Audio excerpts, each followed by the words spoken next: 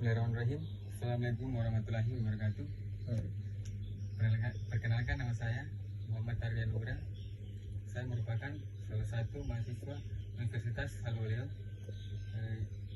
Prodi Rekayasa Infrastruktur dan Lingkungan, jurusan Teknik Sipil, Fakultas Teknik, angkatan 2021.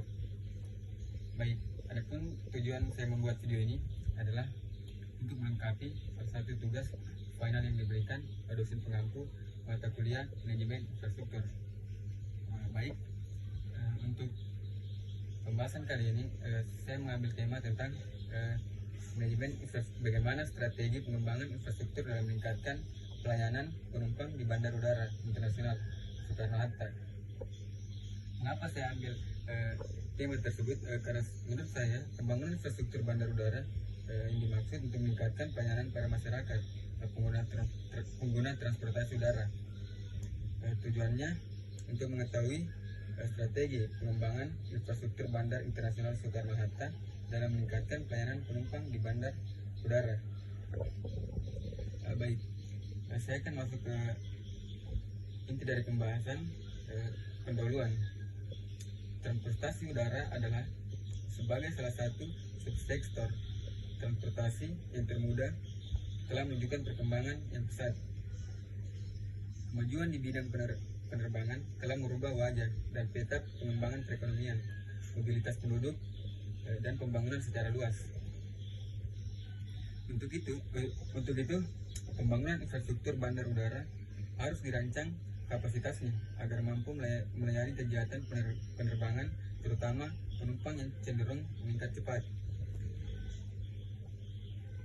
Pembangunan infrastruktur mempunyai peranan sebagai penunjang dalam menggerakkan dinamika pembangunan, memperlancar mobilitas manusia, barang dan jasa, serta mendukung pelaksanaan hubungan secara nasional dan internasional.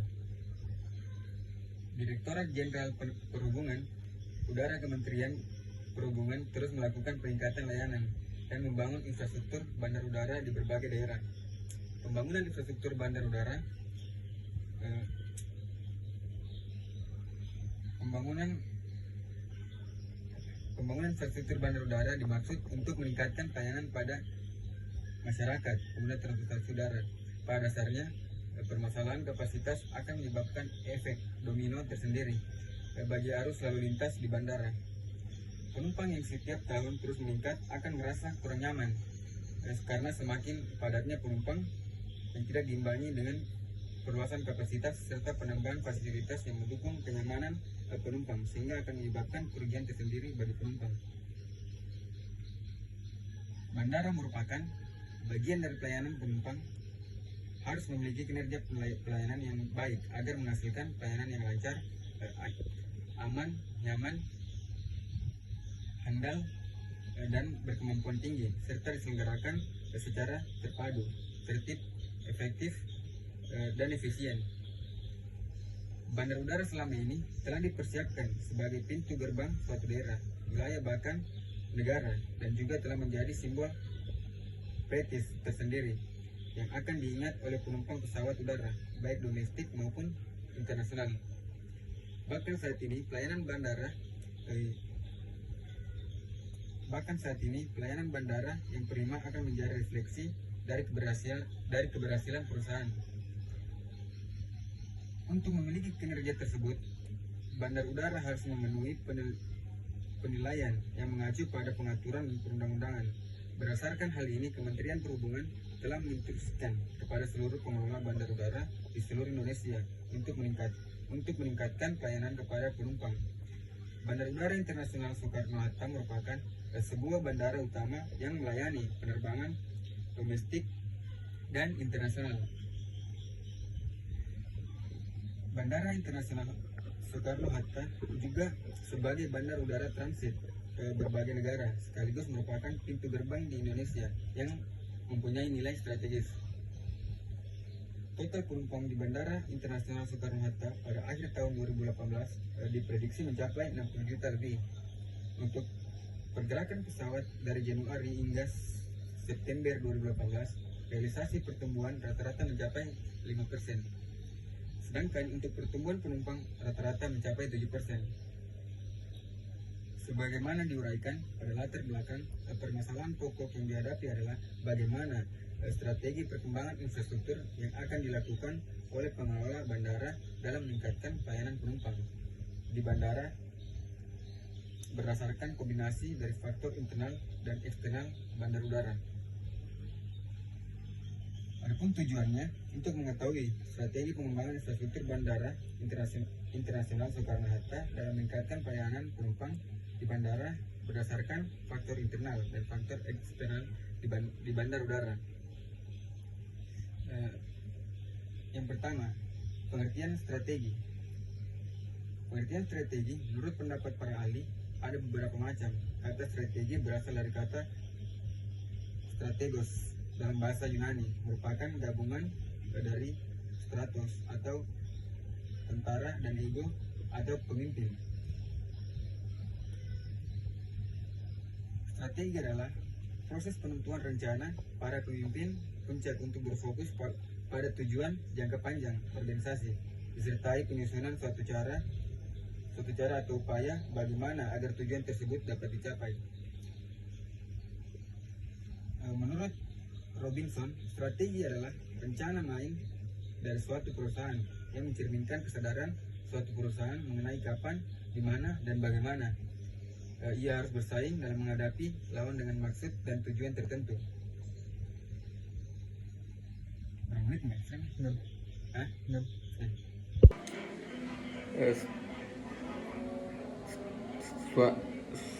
Strategi pengembangan merupakan suatu kegiatan untuk mencapai tujuan dalam organisasi dengan tujuan pencapaian efektivitas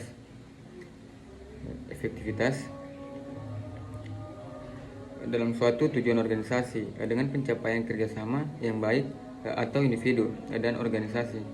Menurut Haji Sarosa 1980, strategi pengembangan diartikan sebagai penjabaran upaya-upaya yang perlu dilaksanakan untuk mencapai sasaran. Strategi dan sasaran merupakan proses yang bersifat interaktif, karena strategi senantiasa harus terkait dengan sasaran. Strategi pengembangan merupakan langkah yang perlu ditempuh untuk mewujudkan keadaan keseimbangan walaupun dengan tingkat perataan yang rendah. Menurut Monir 2006 dalam Juliana 2015, pelayanan adalah proses penulisan kebutuhan melalui aktivitas orang lain secara langsung. Pelayanan yang diperlukan manusia pada dasarnya ada dua jenis, yaitu layanan fisik yang sifatnya pribadi sebagai manusia dan layanan administratif yang diberikan oleh orang lain selaku anggota organisasi, baik itu organisasi massa atau negara. Pelayanan secara umum adalah kegiatan yang dilakukan oleh seseorang atau kelompok orang dengan landasan faktor material melalui sistem, prosedur, dan metode tertentu dalam rangka usaha memenuhi kepentingan orang sesuai dengan haknya. Menurut Prasuratman 1990, kualitas layanan meliputi 5 dimensi, yaitu yang pertama meliputi fasilitas fisik, perlengkapan personilnya, dan sarana komunikasi. Hal ini berkaitan dengan fasilitas fisik, penampilan karyawan, peralatan dan teknologi yang dipergunakan dalam memberi layanan. Fasilitas fisik seperti gedung, ruang tempat layanan, kebersihan, ruang tunggu, fasilitas musik, AC, tempat parkir merupakan salah satu segi dalam kualitas jasa karena akan memberikan sumbangan bagi konsumen yang memerlukan layanan perusahaan.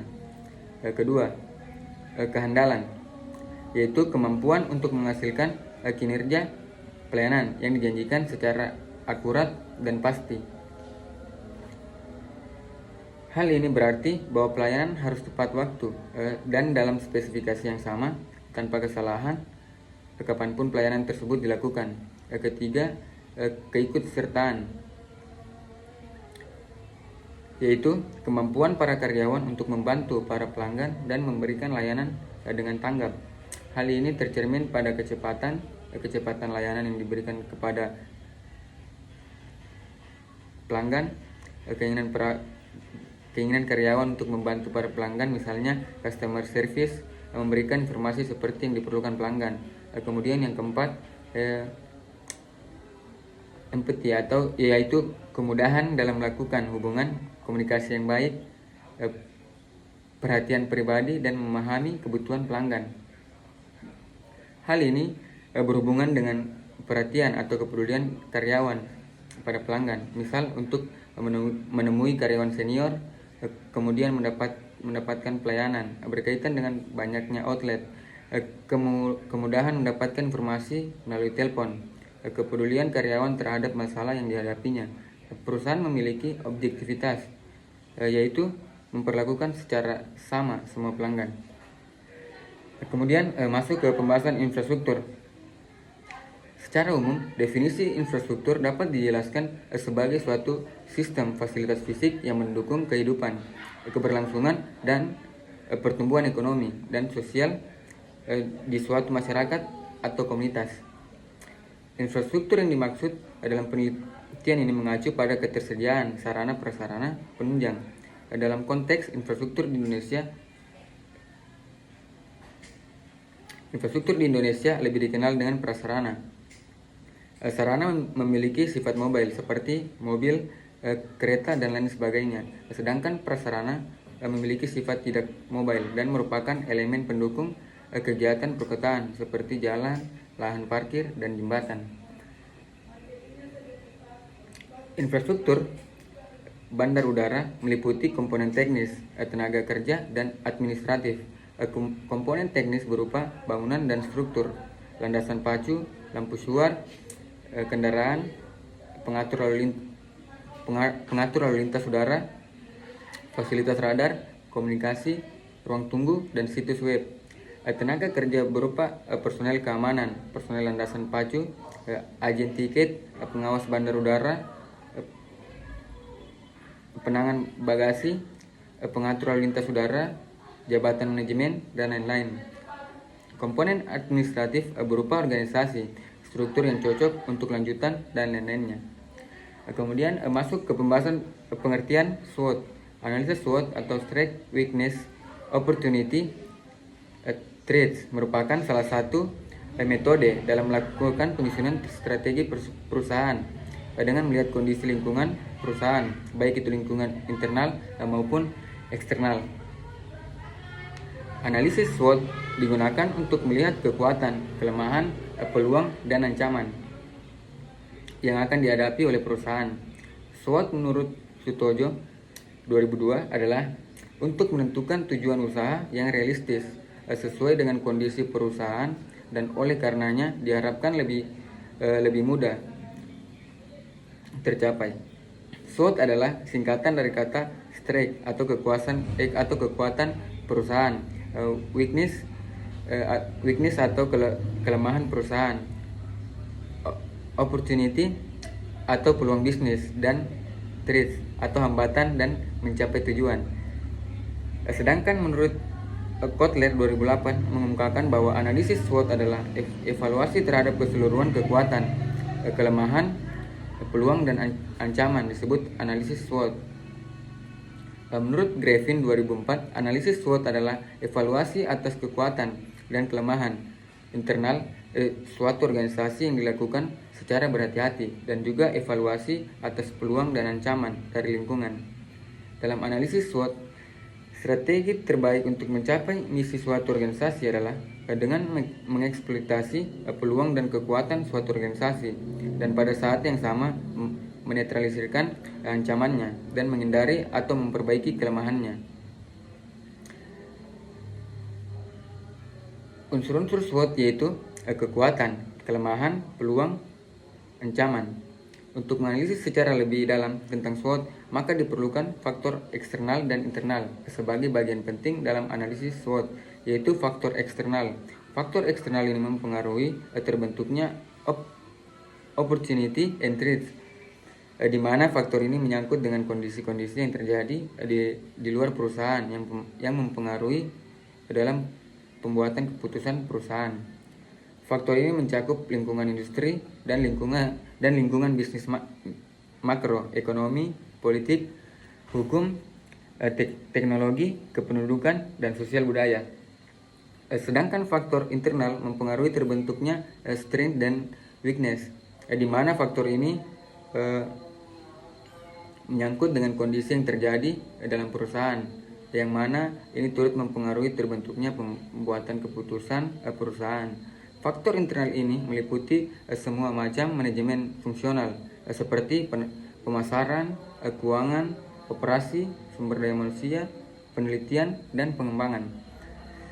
Sistem informasi manajemen dan budaya perusahaan.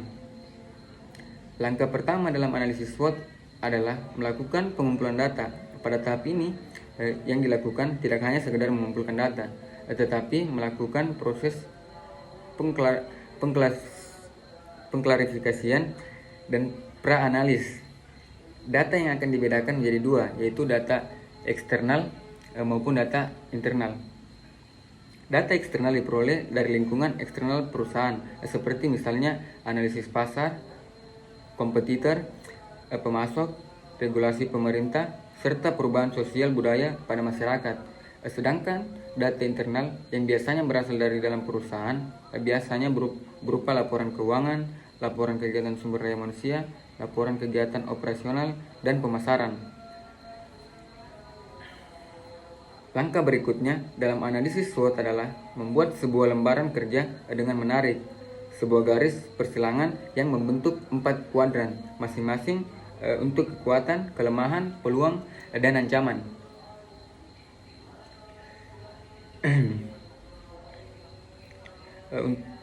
Pada situasi kuadran pertama berada pada situasi yang paling menguntungkan. Mengapa? Karena posisi pada kuadran pertama berarti perusahaan mempunyai peluang dan kekuatan. Strategi yang harus diambil dalam kondisi seperti ini adalah mendukung kebijakan pertumbuhan yang agresif atau growth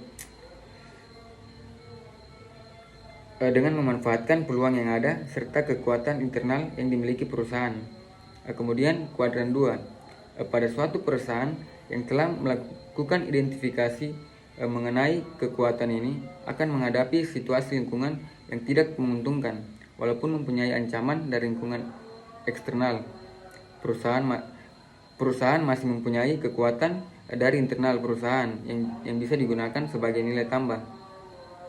Dalam situasi seperti ini, strategi yang harusnya diterapkan oleh perusahaan adalah menggunakan kekuatan yang dimilikinya, yaitu sumber daya dan kompetensinya untuk memanfaatkan peluang jangka panjang dengan melakukan diversifikasi. Kemudian kuadran 3, perusahaan memiliki peluang yang sangat besar dari pasar, tetapi perusahaan mempunyai kelemahan dari sumber daya internal. Fokus dari strategi perusahaan yang berada dalam kondisi seperti ini harusnya adalah menghilangkan kelemahan internal sehingga dapat berkonsentrasi pada mengejar peluang pasar yang tersedia. Kemudian kuadran 4, posisi ini merupakan situasi yang paling tidak menguntungkan bagi perusahaan. Hal ini disebabkan karena perusahaan selain mempunyai hambatan pada faktor eksternalnya, yaitu adanya ancaman dari pasar, juga mempunyai hambatan pada sumber daya internal. Situasi tersebut tentu saja membutuhkan strategi yang dapat mengurangi atau bahkan mengarahkan kembali keterlibatan produk atau pasar yang telah menggunakan analisa SWOT. Kemudian masuk ke pembahasan berikutnya. Adapun fokus dari analisis SWOT yaitu evaluasi terhadap keseluruhan kekuatan, kelemahan, peluang, dan ancaman. Berdasarkan hasil yang telah diidentifikasi faktor-faktor internal dan eksternal pengembangan pelayanan penumpang di Bandara Internasional Soekarno-Hatta. Kita lihat faktor internalnya. Untuk kekuatan, itu yang pertama fasilitas terminal yang sudah berstandar internasional. Kedua, fasilitas jalan tanpa gangguan. Ketiga, fasilitas transportasi penghubung yang efektif. Keempat, fasilitas kargo yang aman dan rapi. Kelima, fasilitas penginapan yang tersedia di area bandara. Kemudian kelemahan. Adapun kelemahannya, yang pertama, kurangnya fasilitas toilet yang disediakan, kurangnya transportasi penghubung yang diberikan, buruknya kualitas fasilitas pendukung di dalam penginapan, stabilitas jalan yang tidak nyaman, tidak terjaganya keamanan penyimpanan barang. Kemudian bergeser ke faktor eksternal untuk peluang. Yang pertama, meningkatnya jumlah penumpang di terminal, terbentuknya kesempatan menarik pembeli di area konsesi, meningkatnya trafik kendaraan di area bandara, bertambahnya jumlah penumpang yang menggunakan transportasi umum, pengantaran bisnis barang meningkat. Adapun ancamannya, yang pertama, berkurangnya penumpang yang datang ke bandara, kemudian terjadi kemacetan dalam kawasan dalam dan luar bandara. Menurunnya lalu lintas pengantaran barang, kendaraan taksi gelap yang merusak kondisi transportasi penghubung, kurangnya minat pembeli di area konsesi. Kemudian masuk ke faktor internal. Dalam analisis SWOT terdapat analisis internal, yaitu suatu analisis lingkungan pada suatu perusahaan yang meliputi kekuatan dan kelemahan. Perusahaan dapat memaksimalkan kekuatan, namun secara bersamaan juga dapat meminimalkan kelemahan dengan kekuatan yang ada. Kemudian faktor internal, yang pertama, kekuatan. Kekuatan adalah suatu kunci bagi perusahaan untuk bertahan di dalam persaingan dengan perusahaan lain, sehingga berdampak pada suatu keunggulan bagi perusahaan itu sendiri. Dalam hal ini meningkatkan pelayanan penumpang. Organisasi Bandara Internasional Soekarno-Hatta memiliki kekuatan melakukan pengembangan usaha dalam bidang jasa melalui penyelenggara pelayanan yang menunjang jasa ke bandar udaraan. Sebagai upaya dalam meningkatkan pelayanan penumpang, dilakukan pengembangan fasilitas untuk penunjang operasional. Salah satu penunjang operasional adalah dengan mengembangkan infrastruktur yang menghubungkan penumpang menuju bandara dan keluar bandara. Bandara Internasional Soekarno-Hatta mempunyai SOP yang sudah berstandar internasional dalam hal pelayanan dan penyediaan fasilitas penunjang. Salah satunya adalah bangunan Terminal 3. Terminal 3 merupakan salah satu dari ketiga terminal yang memiliki kapasitas penumpang lebih besar dibandingkan dengan Terminal 1 dan Terminal 2 dengan desain modern yang dimiliki Terminal 3. Hal ini menjadi daya tarik bagi penumpang domestik maupun internasional. Adapun untuk mendukung penumpang agar dapat menuju terminal dengan tepat waktu, bandara menyediakan aksesibilitas jalan yang lebar sehingga tidak terjadinya kemacetan dan antrian yang panjang. Hal ini memberikan kesan yang baik dari sisi lalu lintas kendaraan di kawasan bandara. Tidak sampai diakses, bandara juga memberikan pelayanan berupa transportasi umum yang dapat digunakan oleh penumpang berupa bus, kereta, taksi, dan kalayang. Fasilitas yang memudahkan penumpang untuk menuju terminal, baik kedatangan maupun transit dari suatu terminal ke terminal yang lain. Selain itu, bandara memiliki fasilitas terminal kargo. Fasilitas tersebut untuk memberikan pelayanan dalam hal pengantaran barang dari suatu tempat menuju ke tempat lainnya. Di dalam pelayanan terminal kargo, barang tersusun dengan rapi dan aman sehingga pelayanan dan kualitas menjadi prioritas dalam hal kepuasan penumpang. Untuk mewujudkan bandara yang memberikan kenyamanan bagi penumpang, bandara menyediakan hotel domestik dan internasional yang difungsikan memberikan kemudahan penumpang agar tidak berada jauh dari bandara. Untuk memaksimalkan pelayanan terbaik melalui penyediaan beragam pelayanan jasa penunjang bandar udara yang modern dengan ditunjang fasilitas berteknologi tinggi adalah komitmen Angkasa Pura II untuk mewujudkan kenyamanan bagi pengguna jasa selama berada di lingkungan bandara. Kedua, kelemahan. Bandara mempunyai kekurangan ataupun kelemahan, baik dari jumlah petugas operasional, pelayanan, bandara yang masih kurang maupun fasilitas yang sedang dalam perawatan, sehingga terdapat kekurangan seperti keterbatasan fasilitas toilet, yang mana beberapa fasilitas sedang dalam perbaikan, sehingga hal ini menjadikan kelemahan bagi Bandara Internasional Soekarno-Hatta. Selain hal tersebut, terdapat kekurangan armada bus yang menghubungkan dari terminal satu ke terminal lain. Hal ini menjadikan antrian bagi penumpang untuk dapat menggunakan fasilitas bus yang dimaksud. Fasilitas penunjang dapat berupa jalan akses. Sering ditemukan jalan yang terdapat lubang, sehingga perjalanan kendaraan menuju bandara menjadi tidak nyaman. Perlu diingatkan, dalam hal perawatan jalan, baik menuju maupun keluar, tidak terkecuali di tempat penginapan hotel. Banyaknya keluhan dialami dari fasilitas pendukung di dalam penginapan, baik berupa air yang bocor maupun listrik yang padam. Hal ini merupakan kelemahan yang harus diwaspadai dan diperbaiki dalam hal meningkatkan kualitas pelayanan. Kemudian faktor eksternal. Analisis eksternal yaitu suatu analisis lingkungan pada suatu perusahaan yang meliputi peluang dan ancaman. Lingkungan eksternal adalah kekuatan di luar perusahaan yang dapat mempengaruhi perusahaan, tetapi perusahaan tidak mempunyai daya untuk mengendalikannya. Menurut Wahyudi 1996, lingkungan eksternal ini terdiri dari lingkungan umum.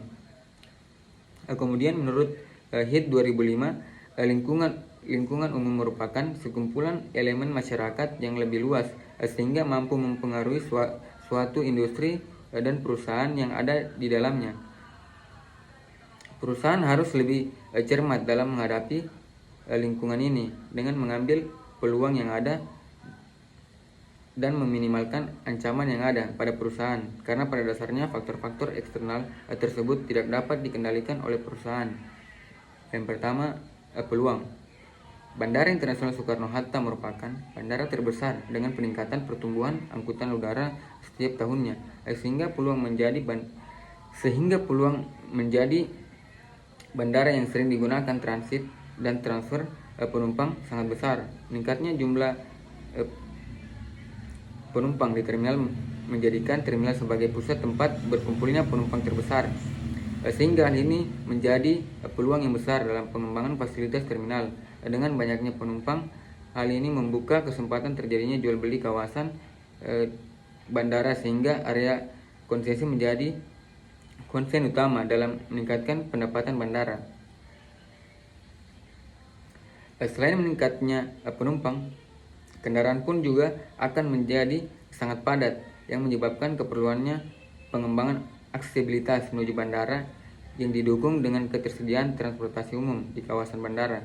Namun dilihat dari sisi transportasi umum, jumlah ketersediaan kendaraan peril dilakukan penambahan armada transportasi baru yang nyaman bagi penumpang. Hal tersebut menjadi perhatian dalam menentukan peluang untuk mengembangkan bandara dalam hal pelayanan lebih baik. Kedua, ancaman. Tingkat kepedulian penumpang yang masih kurang atau kebersihan bandara, kepatuhan terhadap rambu dan lain-lain. Ketidakselarasan antara mitra kerja dengan pengelola bandara. Masih banyak pihak eksternal yang memanfaatkan bandara sebagai tempat mata pencarian, seperti taksi gelap, calo, dan asongan. Taksi gelap yang dioperasikan perorangan juga banyak ditemui ketika keluar dari terminal kedatangan, baik domestik maupun internasional. Taksi gelap ini menawarkan harga yang lebih murah dibanding dengan taksi resmi, tetapi tentunya belum tentu lebih murah dan tidaklah dianjurkan karena keselamatan tidak terjamin. Tetapi kebanyakan terdapat taksi gelap yang menawarkan tarif belasan bahkan puluhan kali lipat lebih mahal dibandingkan dengan taksi resmi. Selain itu, adanya kebijakan dalam hal tarif tiket pesawat menyebabkan berkurangnya penumpang yang akan menggunakan fasilitas bandara. Hal ini menjadi ancaman besar bagi perusahaan. Hal ini dirasakan dari sepinya pembeli dan dalam menggunakan fasilitas tenan dan konsensi. Terjadinya kemacetan di tol menuju bandara menyebabkan antrian panjang yang menghambat penumpang untuk keluar dari terminal. Hal ini menjadikan kemacetan yang panjang di area bandara. Kemudian analisis SWOT berdasarkan penentuan bobot faktor-faktor kekuatan dan kelemahan, maka dapat dibuat faktor-faktor strategi yang hasilnya ditunjukkan pada pembahasan berikut. IFAS disusun untuk merumuskan faktor-faktor strategi internal dalam rangka kekuatan dan kelemahan. Faktor-faktor internal kunci Bandara Internasional Soekarno-Hatta berdasarkan hasil metrik IFAS yang kita ketahui bahwa faktor internal Bandara Internasional Soekarno-Hatta mempunyai nilai 2,7189. Menurut David 2009, berapapun banyaknya faktor yang dimasukkan dalam matriks, total nilai rata-rata tertimbang berkisar antara yang rendah 1,0 dan tertinggi 4,0 dengan rata-rata 2,5.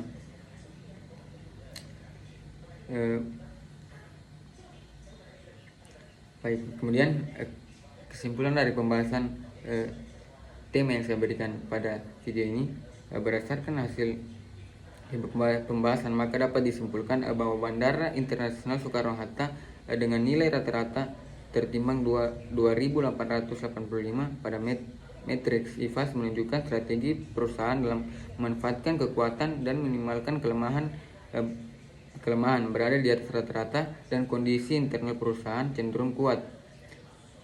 Sedangkan nilai faktor eksternal Bandara Internasional Soekarno-Hatta di atas rata-rata 2,5. Peluang eksternal dan